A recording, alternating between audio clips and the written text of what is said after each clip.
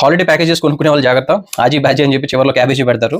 Country holiday travels అనే వాళ్ళు hotel stay ఇస్తామని చెప్పి ఒక సెమినార్ కండక్ట్ చేశారంట.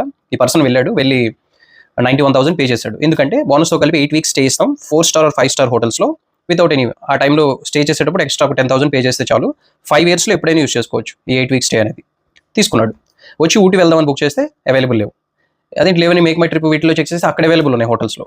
సరే ఫస్ట్ టైం కదా వదిలేసాడు. మళ్ళీ సెకండ్ టైం కూడా ట్రై చేస్తే ఈసారి ఏవైతే హోటల్స్ లిస్ట్ అయినాయో అక్కడ చూపిస్తుంది అవైలబిలిటీ. బట్ ఇతను వెళ్ళాలనుకునే డేట్స్కి అన్అవైలబిలిటీ చూపిస్తుంది. మళ్ళీ థర్డ్ పార్టీలో చూస్తే అక్కడ అవైలబుల్ ఉన్నాయి సేమ్ హోటల్. సో తనకు అర్థమైంది స్కీమ్ అనేది.